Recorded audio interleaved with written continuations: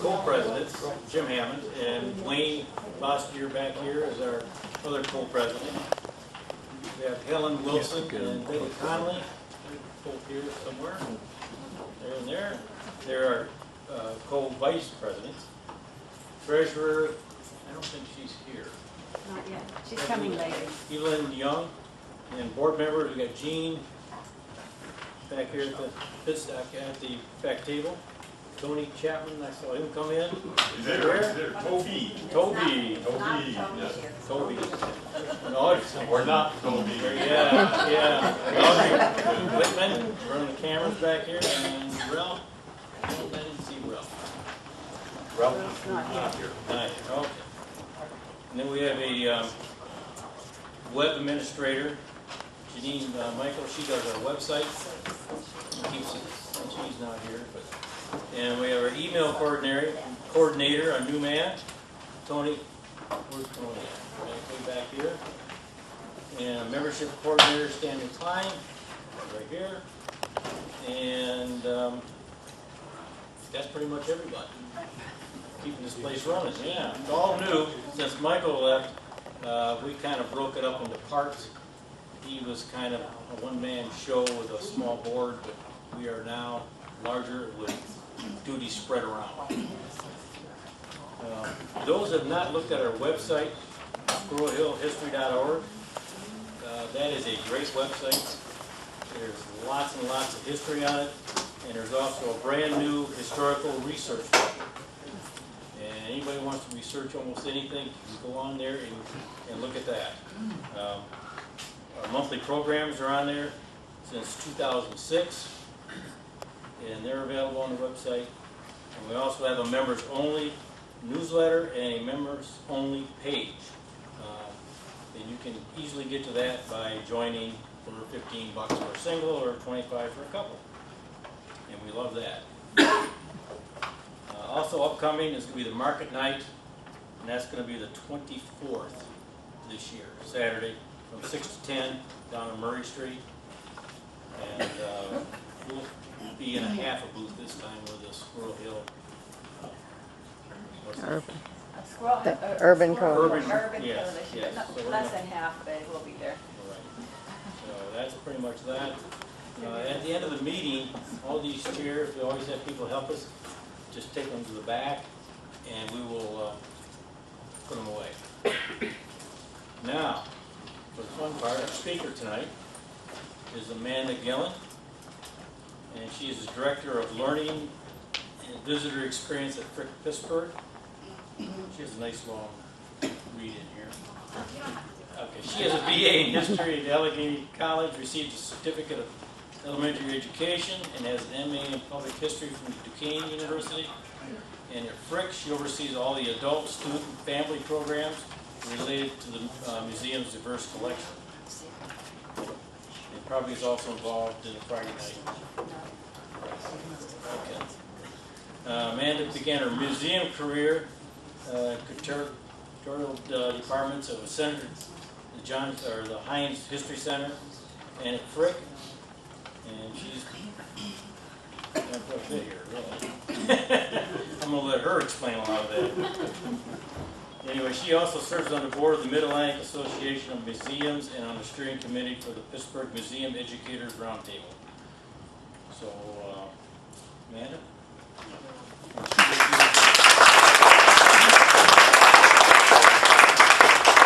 Thank you so much for having me. I have been instructed on using this microphone, but I am a wild hand talker, so if I lose control and start waving my hands around, tell me to stop.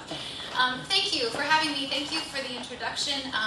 Really happy to be here. I don't know if anybody from the Frick has spoken here before, so it's lovely to have a chance to talk with you. There are definitely some Frick friends in the audience here, people who I know come. Raise your hand, please, if you don't mind, if you've been to the Frick, if you've come to our museum. So, like everybody. Okay. What can I tell you that you don't know? How am I going to do this? So the way I thought I'd do this tonight is to talk about the history of the site, about the Frick family, But since you're all history lovers, I think I'll talk also about how we do what we do, why we do what we do, kind of how we've taken historic property and interpret it in terms of today, and how we use it for programs and other things. Does that sound good? Please ask questions, interrupt me, whatever you want to do. I'm here to kind of be here for you. As he said, I am the director of our education department. That's the short version of learning and visitor experience. I manage the department that puts on programs, tours, lectures, workshops, all of that. So if you've come and done any of those things, that is me, that is us. Get started here. You've all been, this is perhaps useless, but just by way of making the point that the Frick is 5.5 acres. It's interesting to try to explain to people what our museum is, because we aren't one thing. We're not just a historic house, or just an art museum, or just a car and carriage museum. We have property, greens, grounds, landscape, which I think makes us different from the Carnegie and the Heinz History Center and the other museums.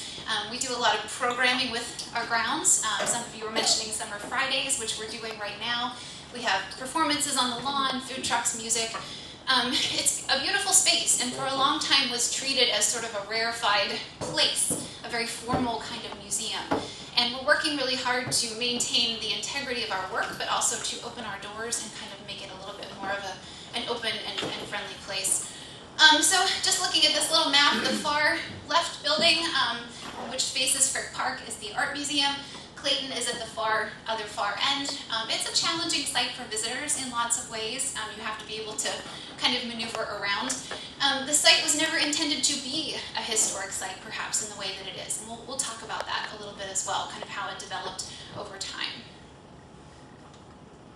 So to begin with at the beginning, and I should say, in my introduction he mentioned my degree is in public history.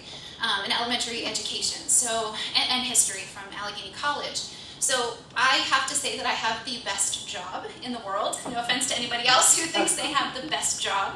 But I get to spend my time thinking about how visitors learn and interpret and experience our collections, and how you kind of begin to understand what it is that we have. This idea of public history was really intriguing to me. So not just studying history for academic sake, but then taking it and translating it to the public, who may or may not know anything about the site when they arrive. Some people come, know a lot about the Fricks. Some people come and don't know anything at all. So we'll start by talking a little bit about Henry and Adelaide Frick. Here they are. Can you see me or see the screen? Yeah. This is them in circa 1893. Complicated man, Mr. Frick.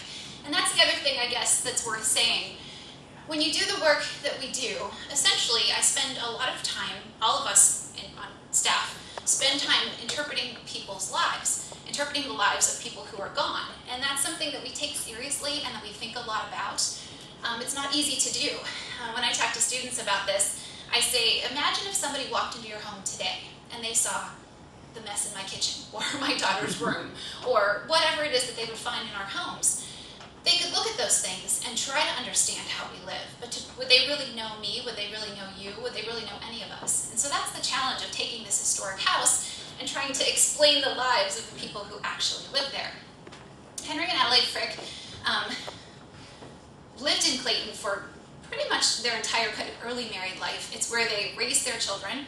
A lot of people, it's interesting, Pittsburgh people know Mr. Frick from the steel industry. People from elsewhere, New York and elsewhere, know him as an art collector because of the Frick collection in New York. You're nodding your head. Raise your hand, please, if you've been to the Frick collection. How many of you have seen that? So you've seen kind of the other side, Mr. Frick kind of post-Pittsburgh. We get a lot of visitors who've seen both, and one of the comments that they give us is how much more kind of home-like Clayton is. Clayton is a home. It's where they raised their children. It's where they kind of lived as a young couple. The Frick collection was built for a whole different reason, and we'll talk a little bit more about that as well. But before we even get to Clayton, here are their children. There's Childs Frick on the left. He was Childs Frick because Mrs. Frick was Adelaide Howard Childs. And it's very complicated when I'm trying to say to somebody, their first child, Childs Frick, their first son. But they didn't have another son who lived, so it's all very complicated. But Childs Frick on the left, and then there's Helen on the right. You know this if you've been through the house. The Fricks also had 2 other children who did not survive. Martha dies when she's about 6 years old, and then Henry Clay Frick Jr. dies a year later. He was only about 6 or 8 weeks old and did not live very long. To Frick, who was born about 45 minutes east of here in Scottdale, PA, at West Overton Farm, which was his grandfather's property. Has anybody been out there? Has anybody seen? Some of you have been. If you haven't, I'll just skip ahead for a second. I really encourage you to take a day trip and go out to West Overton. It's a really lovely drive. You just sort of get off of the turnpike, I guess, and take something, and then another road through there. Sorry. My husband is in the back. He knows I'm directionally challenged. Google map it. Go to West Overton. This is what you will see. So the upper left photo is the farmhouse that belonged to Frick's grandfather, Abraham Overholt. The photo on the right is the little spring house where Henry Clay Frick was born. It's just a little tiny 2-room space. And then the photo at the bottom, it says Old Farm Rye Whiskey. That was the distillery building. Frick's grandfather was a Mennonite distiller producing Old Overholt whiskey, which you can still buy today, but I think is owned by Jim Beam now. Anyway, Helen Clay Frick, and we'll talk more about her, but she purchased all of this property after her father died and turned it into the Westmoreland County Historical Society. It is now operating as a nonprofit, and they don't have an endowment. They don't have a lot of funds to do what they do. But you can go, you can tour the farmhouse, you can do a lot of programming, and they're actually starting to brew whiskey again out there. Not to kind of sell it, but I think to sort of, as an educational thing, to connect back with its origins. Anyway, to get back to Frick, Frick's father, so this is his grandfather's property. This is where he's born. This is where his mother grew up. Her name was Elizabeth. His father, John Frick, was a farmer who winds up working for Abraham Overholt on this property. Frick is the second of, I believe, 6 children that they have. It's interesting. I think that Elizabeth and John Frick are pregnant with their first child before they're married. So there's this marriage that happens. I think there's a daughter born first, and then Frick is second, followed by, as I said, about 4 others. John Frick was actually from Ohio, Frick's father, and a lot of his siblings wound up growing up in Ohio. His father and mother actually moved back to Ohio when Frick is a young boy. And Frick and his older sister wind up staying with the grandparents, and this is where he's raised. Frick is such an interesting, complex man. If you say the name Henry Clay Frick, you will get, myriad responses from people, depending on who they are. I'm the daughter of a steel worker. I understand all of those things. He's also a very, very interesting man of his time, and he was brilliant. I mean, he was a brilliant businessman. He doesn't have much formal education. He gets a lot of his business education working for his grandfather, who was prosperous. Andrew Carnegie, who I'm sure you know a lot about, was a true kind of rags to riches story. Comes to Pittsburgh with his family with nothing. That's not really the case with Frick. His grandfather, they're by no means millionaires, but his grandfather was the most prosperous kind of businessman in this small village. The Overholt family kind of helped develop the village. Actually, West Overton owns many buildings that are closed to the public but are part of this era. You can kind of see them as you drive in.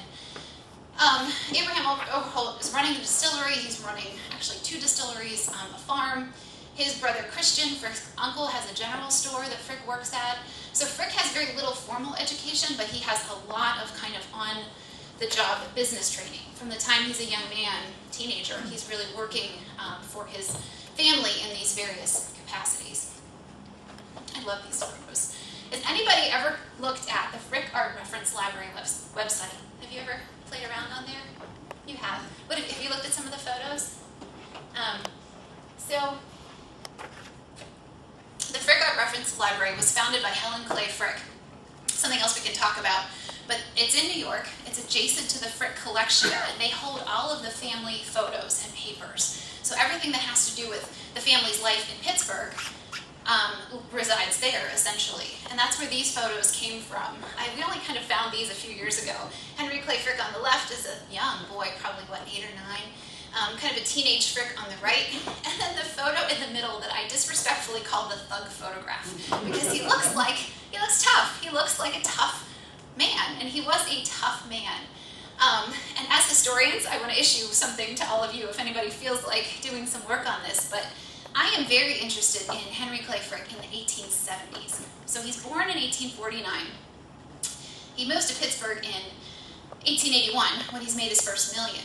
But that decade of the 1870s, when he's in the middle there, very interesting, because that's when he is growing his business. That's when he is starting to realize how much potential there is to make Coke, to produce this ingredient that's needed in the steel industry that is taking off in Pittsburgh. He's a very business-savvy, kind of opportunistic person. And 1870, I think he's about 21, 22 years old. He invests with some cousins and starts buying up coal property, and I don't know if it's next. I'll show you, yeah, beehive coke ovens. The ovens that you load the coal into, bake for a period of time, and then you pull this coke, this byproduct out. This is how he makes his money. 1872, he's kind of getting into it.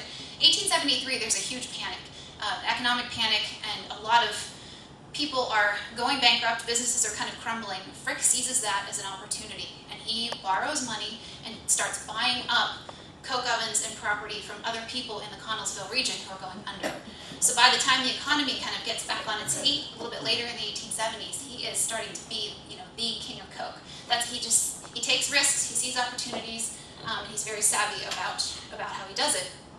So to get us to move forward a little bit to the Pittsburgh years, he has made about $1 million, by 1880, 1881, through Coke mainly and coal. He started the H.C. Frick Coke Company. He buys his cousins out pretty quickly. He's got no use for all these partners. It's going to be him.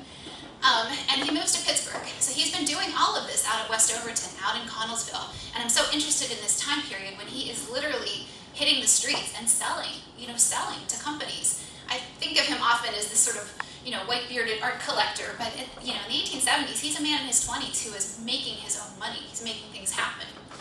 After he does that, he moves to Pittsburgh because really, Scottdale, Connellsville, not as much going on out there. All of the steel companies that he is selling to are based in the city. He needs to be where that is happening.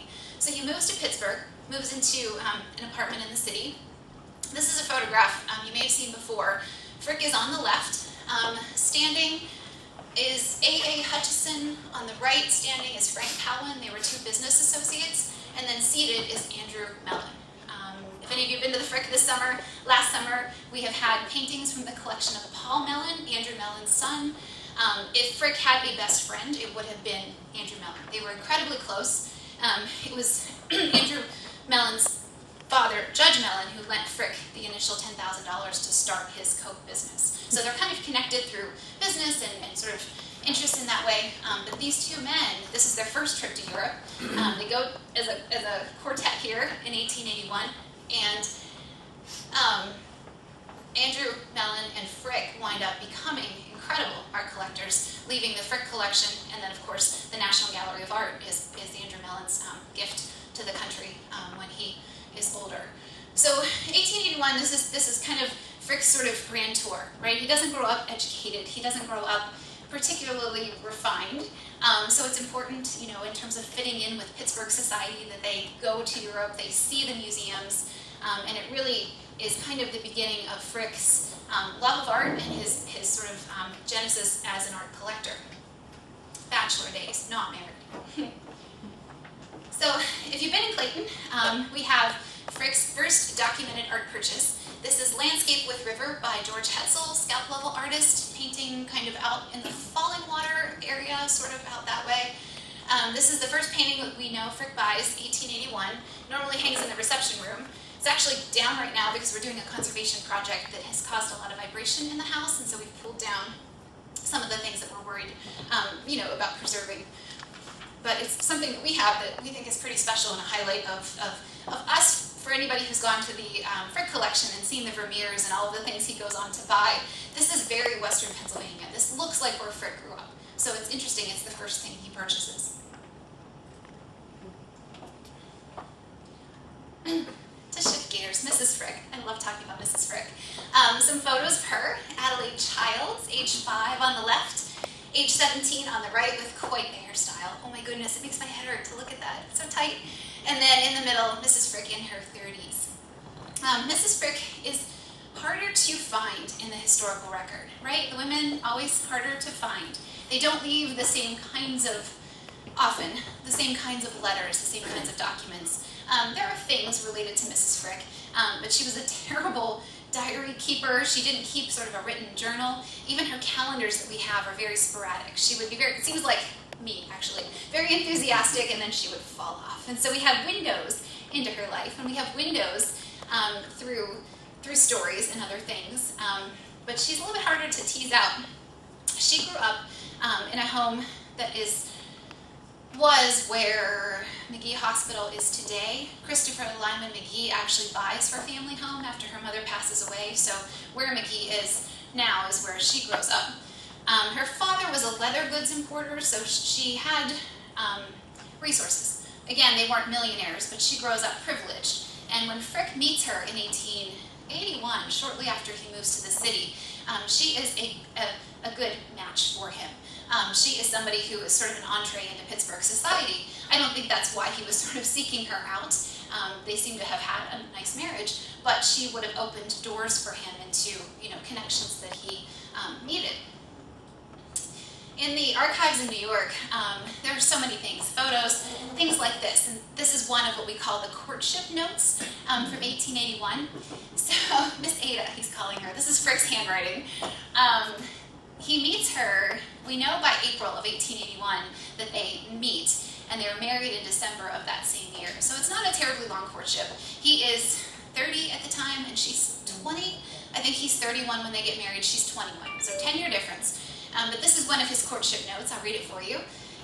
Miss Ada, it looked so very much as if we would have a storm this evening that I presumed you would not expect me. Unless I hear from you to the contrary, I will call Thursday evening for the proposed bride. Sincerely, H.C. Frick. So there are 3 notes like this in the archives that we kind of love. She goes along with it. Here she is, wedding dress, December of 1881. She's very young. So we actually have this wedding dress in our collection. It was worn by one of the descendants, so it's been modified, but a couple of times we have a wedding cape that we've put out. I think we actually had the skirt maybe on display last year. It was described as one of the most notable weddings of the season, of course. This is her family home that I was telling you about.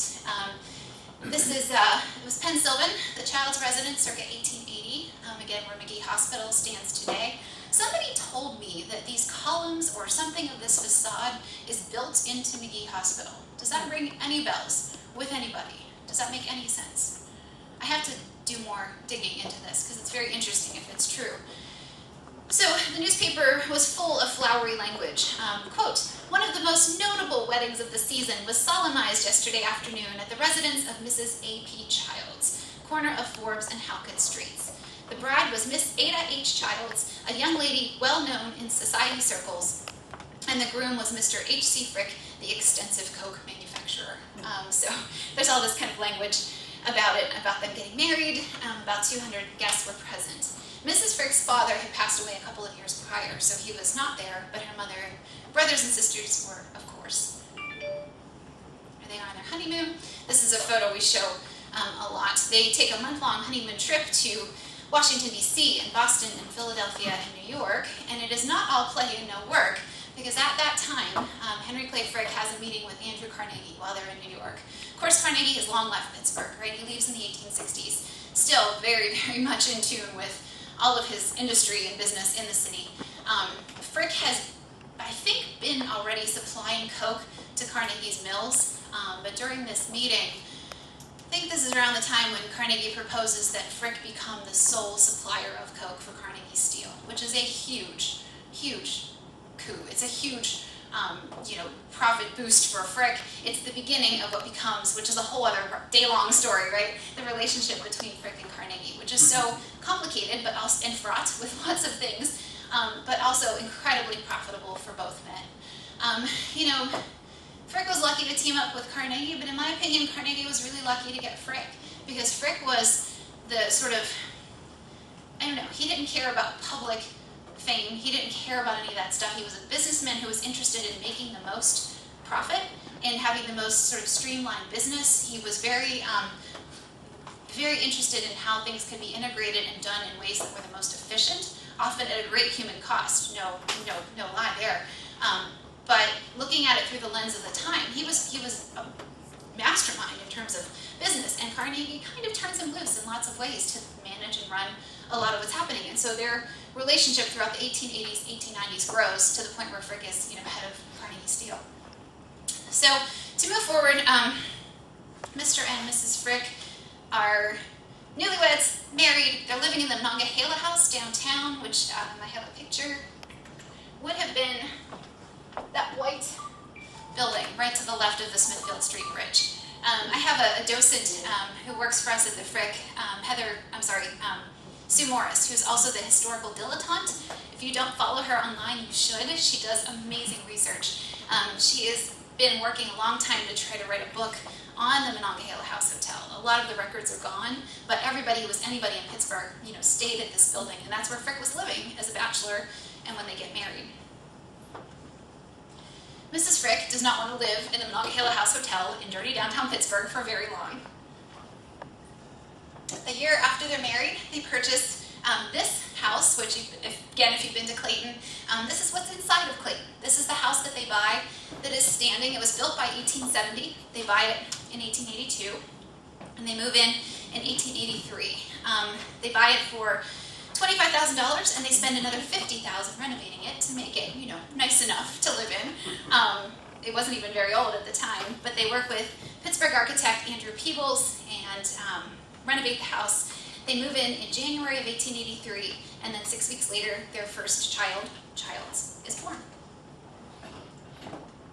Oh, I always like to point out, if I can get this to work, the Portcochere on the side. If you come to the property, that's the only feature of this version of the house that's recognizable. They keep it, and I always just sort of like to, I'm sure it's redone, but I like to look at it and think about it being part of the original home as well. Here are the children. On the left is Martha Frick, who dies not terribly long after this, maybe another year or two. Baby Helen Frick in the middle, and then Childs Frick, their son, on the right. Just a couple of other photos, Mrs. Frick and her babies. I love, if you can tell in the photos, that Childs is wearing a little kilt up there. Mrs. Frick is very young. She's mid-20s, at this point. So to get back to, kind of how we do what we do. We do tours of Clayton. We interpret the house. All of these photos, this family's clothing, dishes, toys, furniture, all of that stuff is what we have. And so, I feel an obligation and sort of a challenge as to how do we take what was family life in this home and translate it for all of you who come and try to. It's hard to come into these quiet rooms and think about it being the home of all of these kids and all of the people who are in and out and the servants who work there. So we do a traditional tour, Life in the Gilded Age, but we also do a lot of thematic tours because there's so many stories to tell. And so we've done domestic service, we've done Victorian courtship. We did a tour on entertaining the president about when Theodore Roosevelt came in 1902. So that's part of our kind of mission, is to find different ways to interpret the house. So I say that by way of saying, if you've been before, come back, because there's always a lot more, I think, that we're able to try to tell you. This is the version of the house that the architect they hired in 1891 designs for them. So they live in the house, the smaller house, for 10 years, the one I showed you, and it's getting small. They've got these kids, they've got more servants. He is more successful. So they hire Frederick Osterling, who also later years builds the Union Trust building with Mr. Frick downtown. 1891, Frederick Osterling is only 26 years old. This was a big deal commission for him. I'm not sure why Frick picked him. He must have done something to... Mr. Frick did not choose easily. He was not an easily satisfied man, let's just say that. But Frederick Osterling is hired, and he designs this really massive home. I mean, this is like tripling, quadrupling the size of what's there. Interestingly, and we don't know why, the Fricks essentially kind of cut it off. So we sort of have this part. I have no idea why. I would love to know why. What were their conversations? Did Mrs. Frick say, it's too big, we don't need all this room? What were they thinking? I'm so fascinated by, the decisions that they made. That's how history goes, right? There's enough of a clue that you want to know more. So we know something, but we don't know all of it. They do build a scaled back version. 1891, 1892. They move out of Clayton completely. They rent a house in Shadyside on Lilac Street. They're actually living there when their daughter Martha dies. So Martha, the girl you saw in the photos, never actually lives in kind of this version of the house. Yeah? Did she die because she swallowed a pin, a Henry did not want any medical treatment until the very end. Not true about the medical treatment. They had doctors involved for years. And we know this from letters and receipts and all kinds of efforts they were making. The Pin story was reported in the paper at the time, and it was also retold by a family companion. Her name was Annie Stephanie. She was a young girl, a neighbor girl, who helped Mrs. Frick take care of the kids. And she, in later years, wrote sort of a story for Helen about that time period, and that's what she says happens as well. It's one of those things where it seems so crazy that I almost don't believe it. But everything else that Annie says, we can verify to sort of be true, and the papers reported the story of little Martha Frick swallowing a straight pin in Paris when she's like 3 or something. The family is over there, and they don't know it or whatever, and she winds up getting sicker and sicker, and she's sick for a while, and she starts losing weight, and she's losing her hair, and she's in a lot of pain. The death certificate says blood disorder, so there could have been this pin. Maybe there was also something else going on. Did she have leukemia? Who knows? They were working with the McClellans, were their doctors. There were other doctors as well. The Fricks were sort of traveling, trying to get treatments. No antibiotics. No, I mean, who knows what was actually going on with this little girl? But she's really, really sick, and it takes a huge toll on the family. 1891, and she dies in August of that year. Mrs. Frick gets pregnant, and then Henry Clay Frick Jr. is born July of 1892, the next year, which is right when Frick is embroiled with the whole Homestead lockout strike situation. So that 1891-1892 time period, if you want to think about complex family life, all of that is kind of playing out, in this house, around this house. The public doesn't necessarily know this about Frick, that he's losing his kids and, Mrs. Frick wasn't well. But we talk about that on the tours, because he, and then he's, of course, almost killed in the Frick building. Alexander Berkman, the anarchist, stabs him and shoots him, which I just read about this. It was in his, because I keep thinking, how did this play out? But I think it was like a leg and an ear wound or neck, something. Because he comes back to Clayton, he recovers, at the house while Mrs. Frick is recovering from childbirth, and then the baby dies. So all of these things are kind of happening at once. But as far as the doctors, from what I can tell, they were trying lots of things for Martha, and just nothing helped her. A couple of other buildings. If you've been on our site, this is our Playhouse that we still have. We have hopes and dreams of turning this now today into a family center. So I'm hoping that's something that we can materialize in the next few years. This was built in 1897, still standing. And this is a photograph of the stables, Carriage House really, that used to be down by Clayton, that was built probably in the 1880s, and this is gone. The Fricks tear this down in 1906-ish when they leave Pittsburgh and move to New York, and they have a summer home, which I'll show you a picture of in a minute. But they tear this down. All of their horses and carriages get moved to Massachusetts to their summer home, and so there's no need for this carriage house anymore. I wish we had this. I would love to see inside this. The horses and carriages would be down here, or part of them anyway, and then James Elmore, their coachman, and his wife had an apartment on the second floor. Just another photograph of Helen and Child's dolls and animals.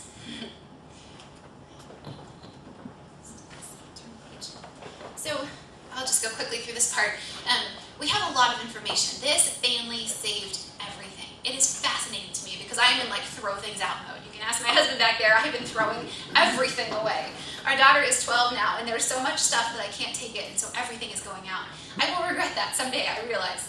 I did not have servants and all the room in the world to be able to keep all of my letters and all of the baby clothes and all of the things that were kept. And when the Fricks leave Pittsburgh in 1905, they just leave it all behind. I mean, it's fascinating. They leave it behind with some servants. Clayton is never sold. It's never empty. It's never locked up. And so that's why we have all of these things from the 1880s, 1890s. They just move on. And this becomes this kind of quaint old home that they come back to, but they don't really get rid of. And so we have things like photographs. We have letters. We have dishes, chalk from Helen's schoolroom. We have all this stuff, underwear, all of it. Photographs like Spencer Ford, who is their chef through the 1880s, 1890s. Lots of stories about him. There's their coachman, James Elmore, in a carriage with Helen's dolls. This poor man, this is how he's memorialized, with this carriage full of dolls. We have some other photos. He came from Philadelphia. We've been doing some research about him. He was a very, very high-end coachman who professionalized the Fricks. sort of your carriage was your outward show of wealth when you were on the road. And so James Elmore came in and just made everything better for the Fricks. I'll put a plug in here. We just started tours of our Car and Carriage Museum. Free public tours, Saturdays and Sundays, 11, 1, 3 o'clock, and then also on Tuesdays.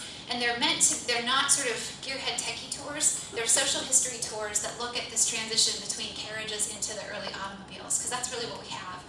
They're a lot of fun, and they look at the Fricks and their carriages and how they were kind of used around Pittsburgh.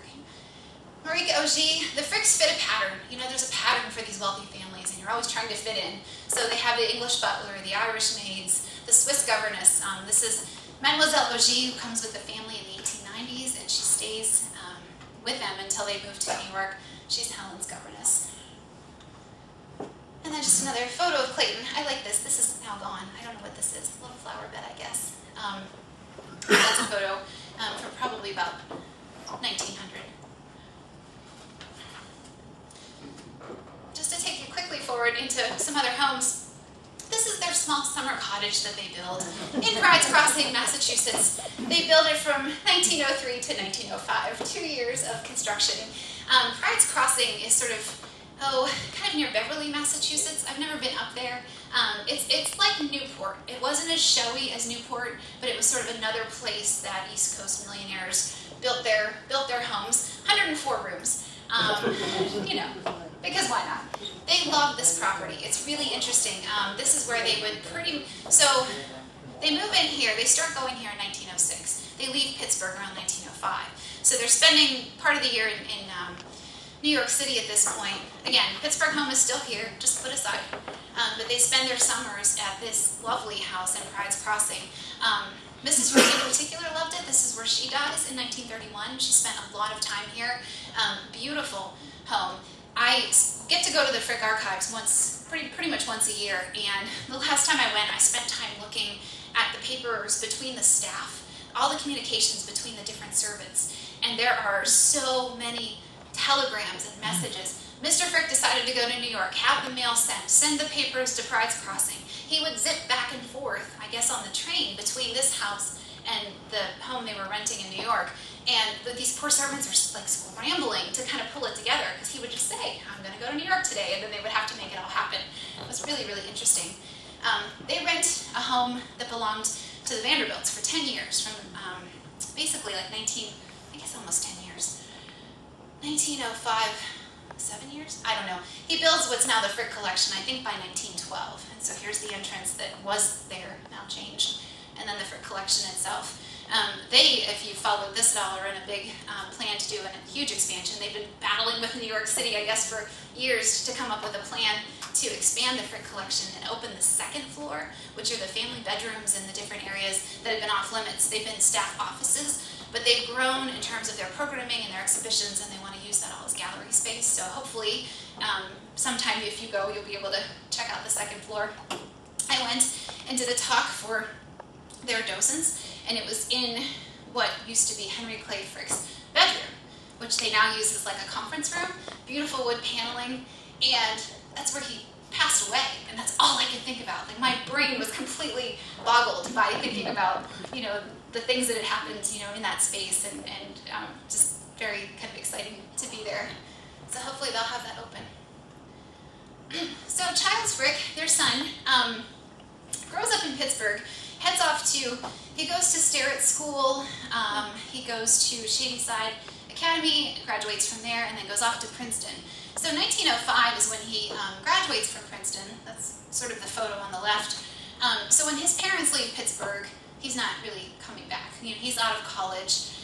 He gets married. I think the photo on the right is, I think 1911. He gets married. There he is with the mustache that didn't last long.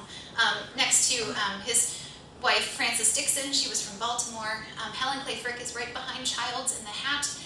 So this is a wedding. This is the only wedding photo we've ever seen, and I know there are more, and I'm hoping someday we come across some from the family. But he gets married, and Mr. Frick buys him, at some point after the marriage, this home, which they also named Clayton. This is now the Nassau County Museum of Art on Long Island. If anybody's ever been, I haven't been there.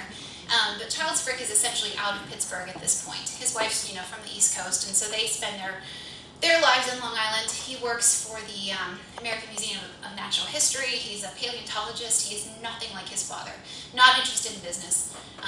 He and Mrs. Frick were sort of the animal lovers, the naturalists. Frick and Helen had a sort of connection through the art collecting and like preservation type work. So very exciting. I was just contacted by a woman who is a docent here, and she's coming to Pittsburgh in September, and she's bringing a bunch of information. I can't wait. They don't necessarily interpret the Frick family life. It's an art museum now, but she's going to bring some things for us. So Childs gets married. Helen is not. Childs has 4 children. He has 3 girls and a son. And descendants from Childs Frick are actually involved with our museum. So we have always, as part of our kind of setup, 2 family members on the board, which is really interesting. And it's very interesting. Most of them are not in Pittsburgh. They're in New York. They're in various other places. But there is nothing like taking a family member through the house, because some of them remember coming and staying, when Helen Frick was alive, and staying in Clayton. I've heard stories about eating potato chips in the parlor. I'm like, oh my God, on the furniture, are you kidding? And boys telling stories of how they would slide down the banisters and she'd yell. I mean, just wonderful, wonderful stuff. But it's also interesting to be a historic site and think about interpreting a family, and also have family members kind of, they don't in any way kind of limit what we do, but I'm always conscious of that, the fact that they sort of know that we are talking about their family and talking about their lives. Switch gears and talk a little bit about Helen Clay Frick, because it's really Helen who is responsible for our site. And actually, I guess I'll make a blanket statement. Other than the Frick collection in New York, anything you see with the Frick name on it is because of Helen. It's not because of Mr. Frick. I don't think Mr. Frick gave a darn about his name being on anything. He didn't care about that. He was quietly incredibly generous to Pittsburgh when he died. There were millions given to different organizations in the city, millions given to Princeton, a lot of other places. People didn't even really know about it. It was Helen who really sought to, I think, give her father's name kind of a good sheen back in Pittsburgh. After the Homestead lockout and strike, all of the things that happened with labor unions, Frick wasn't beloved, and I think she really wanted him to be. And so the Frick Art Reference Library in New York, Frick Park was her request when she had her debut in 1908. It didn't come until later, but that was through her.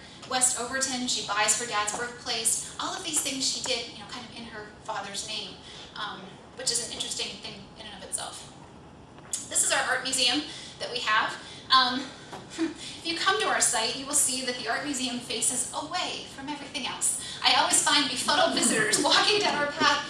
Where's the art museum? And I have to tell them, you have to go out the gate and up the sidewalk and look for the park.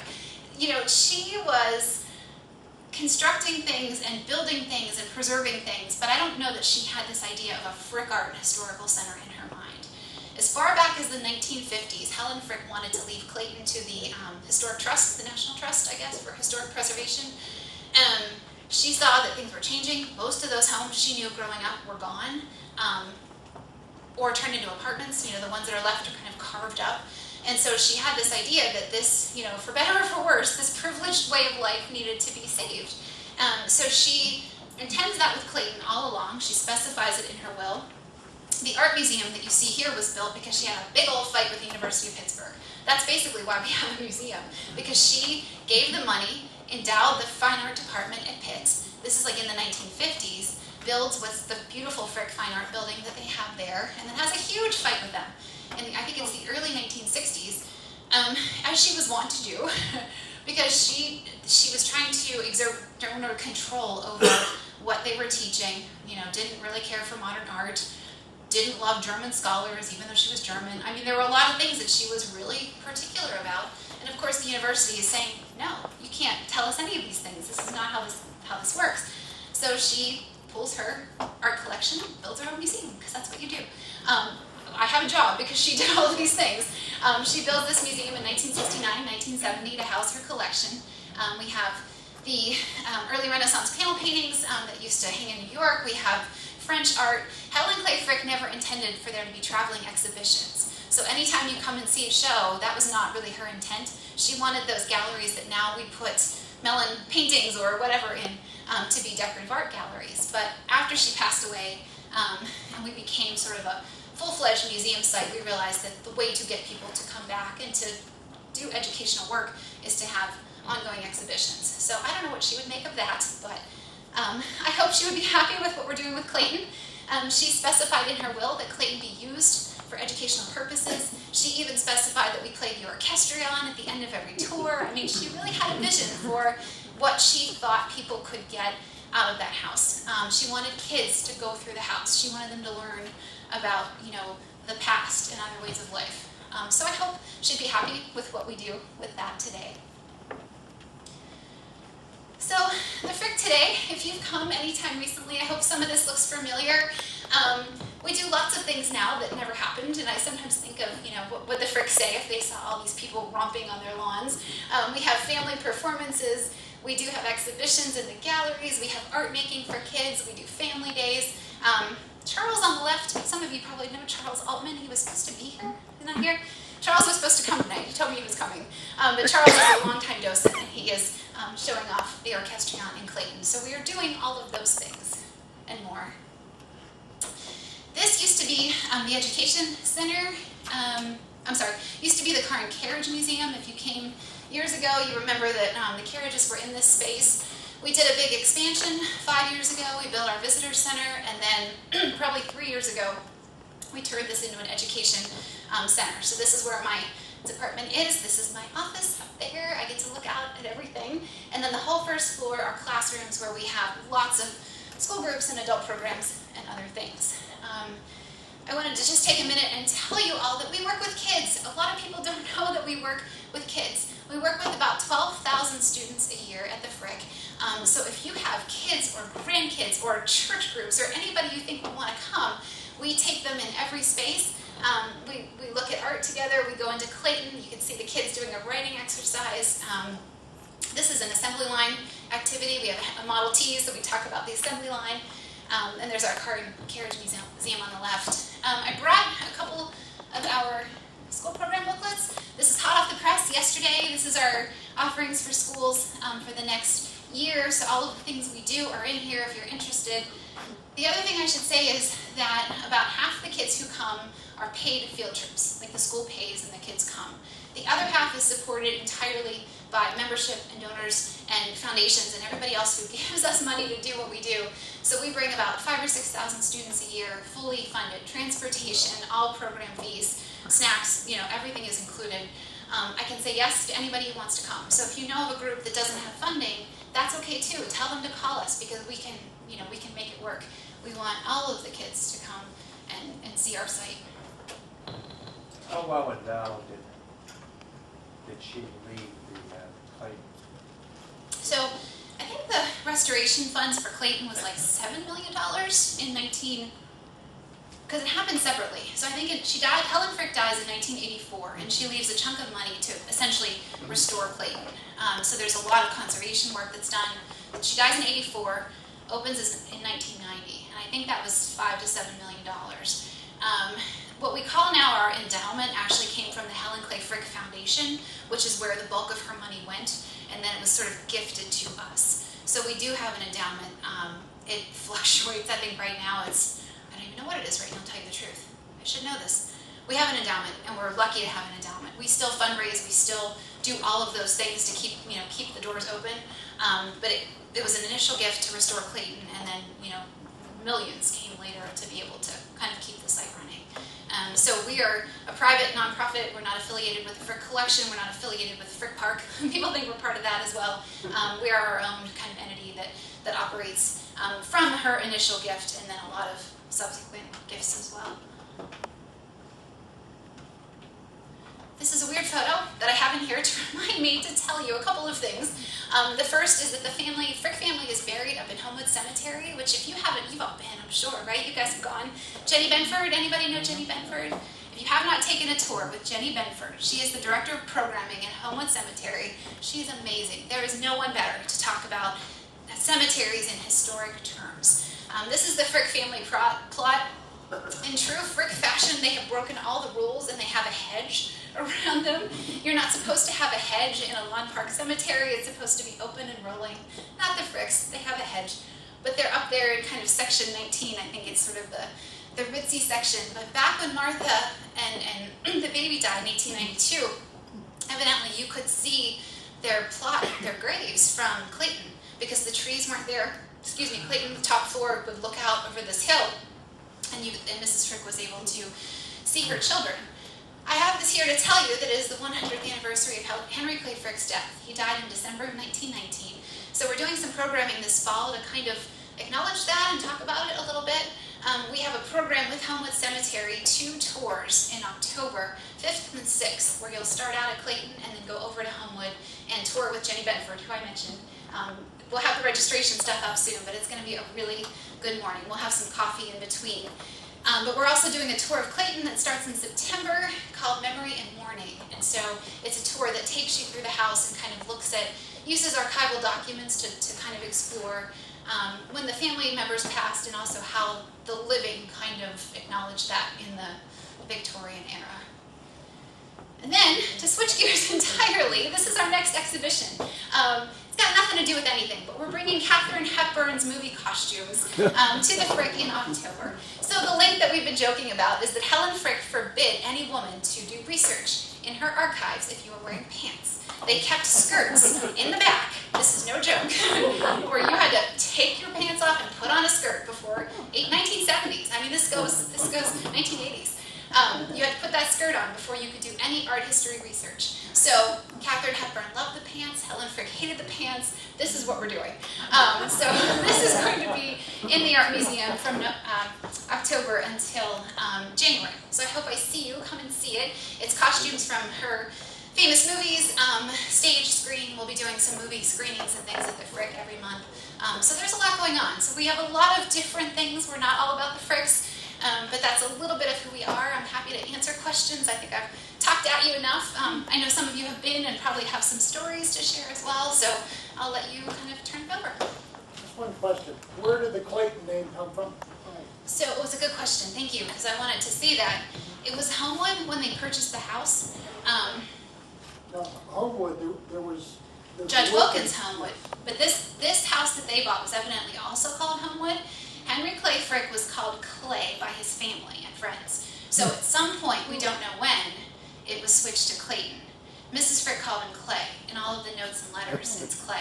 So who knows who made that? This is another one of those things. When did they talk about it and say, we're going to call this house Clayton? Like, when did they have that conversation?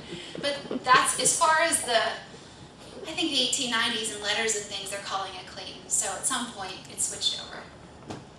Yeah. Did any of the family, I didn't do the mathematics, fight in the Civil War? Frick's born in 1849.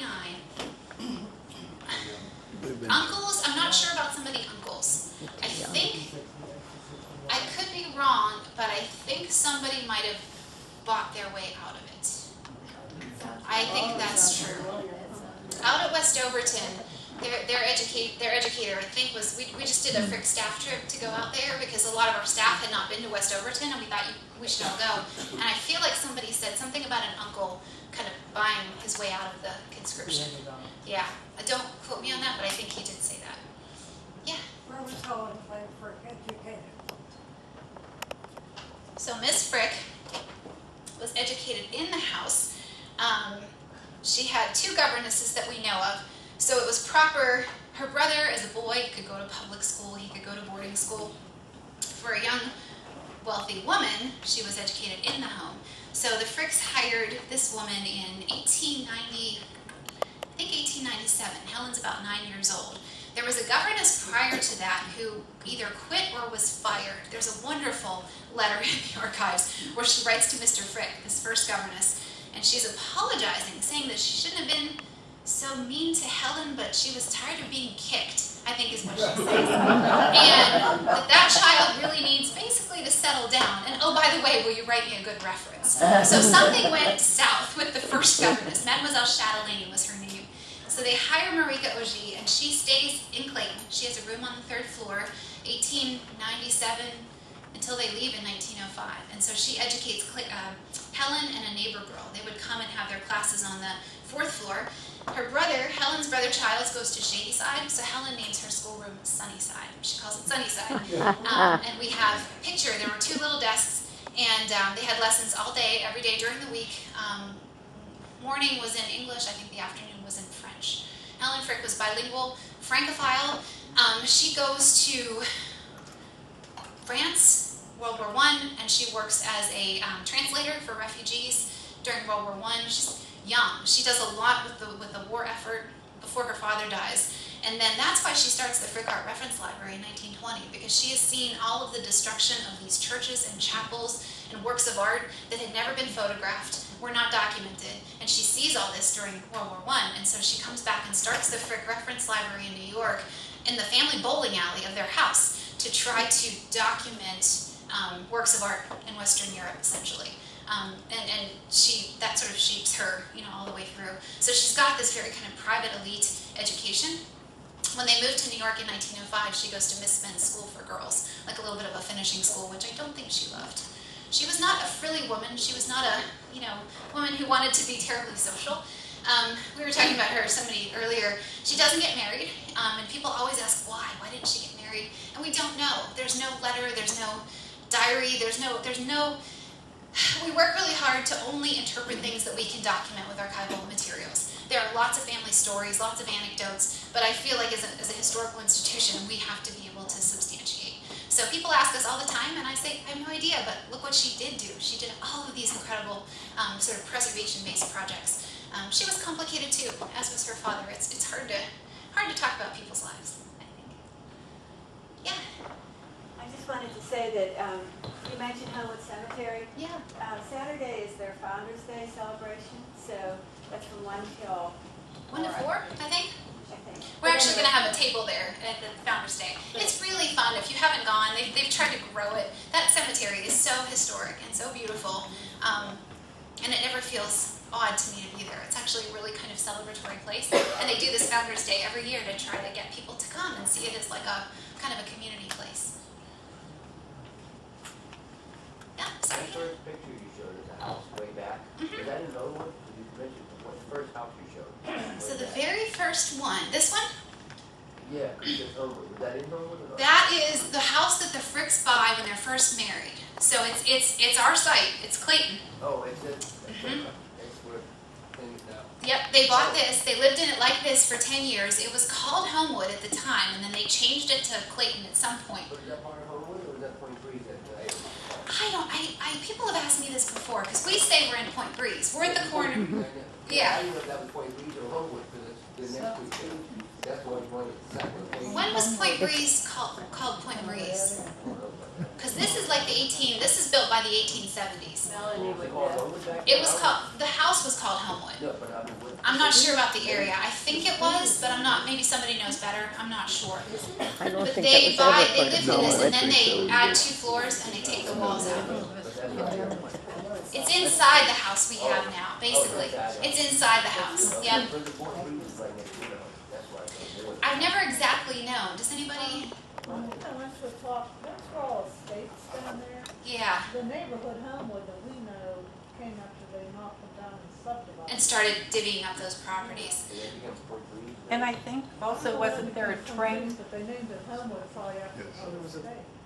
You're right. I think after the Judge Wilkins estate, because it was on some of that, I think, initial property that because he owned everything, right? That Judge Wilkins estate was enormous, and then by the 1870s, I think it was carved up to the estates, and then post 1900, I think it starts getting Yeah, they started making middle class kind of homes that we have today. Yeah, Somebody said there was a Homewood station. Yeah, there was a right. There train was station. up the street, right up Penn Avenue. Yeah, and then Yeah. maybe that's where the name came. Maybe. And I think some of the, I think, Carnegie took the train downtown.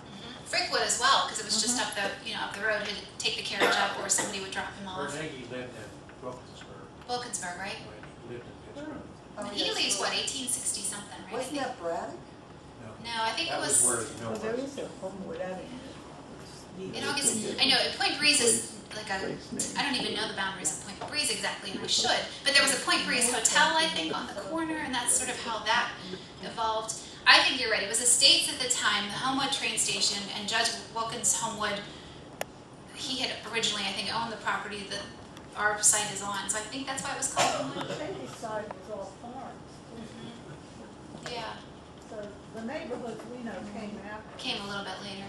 Hey, Yeah, it's hard to take, when we get visitors to come and tour the house, we try to, like, it's hard to put them in this lens of looking back. Like, it didn't look like this when the Fricks lived here. There weren't all of these homes. There were homes, but not like what we see today. Penn Avenue had the streetcar, you know, the rail tracks and things. So it's, for visitors who don't even know Pittsburgh, it's hard to try to evoke that with them, you know, in a way. Yeah. You mentioned that there was another house that they moved into. To show the picture of it, but this was, yeah. Oh, I didn't have a picture of it. They rented, so when they are expanding their house Right. to be what we have today, 1891, 1892, they move out because everything, the walls are coming out, they're adding 2 floors. They rent a house on Lilac Street, and I don't know which house it is. Somebody I work with knows. But that's, the Fricks rent that, and they live there for a year. Yeah, so I don't have a picture of it. I think it's still there. If any of you know Charles Altman, ask Charles because he can tell you everything about it. I wish he was here right now. He would help me. You mentioned Lilac. We live on Lilac Street, but it's all the way down at the far south end of Shady Avenue. That's Squirrel That's a Hill. different line. Okay, That's Squirrel Hill. you know what? I think now that you're saying this, I feel like it's been renamed. There's some kind of story there. No? I take the bus past it when I go to my doctor. There's something Street is still there. in Shadyside? Oh, in Shadyside. Where is that? So here's what I'm gonna do. I'm gonna look this up. I'm gonna look this up because I gotta know the answer. I'm gonna look this up and I'm gonna email Helen and tell you the answer that I find, and she can share it with all of you because I know that what I've read talks about a Lilac Street in Shadyside, and there's either the house is gone or the street's been renamed. There's something there that is a little bit convoluted. But I will sort that out and I will maybe let you know, pass it on. Yeah. So They what's didn't. one end of it that comes out? It's a good question. Thinking about Westinghouse and his gas flames, like not too far off. The Fricks had electricity really early. They had forced air coal furnaces that then became gas. So I don't know if there was a well or if they were tapping into utilities and things. Joseph's hair salon. 1883 is, okay, well they buy this house in 1883 and it's originally coal heated, coal furnaces, and then at some point is converted to like a gas system. They also had working fireplaces, they had Taylor burners, which are those kind of asbestos laden things particular to Pittsburgh.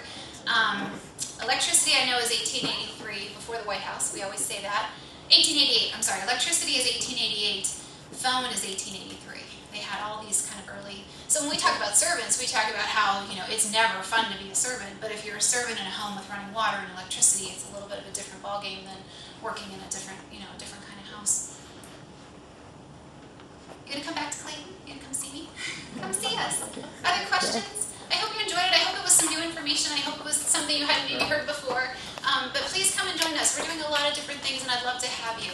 Thank you so much.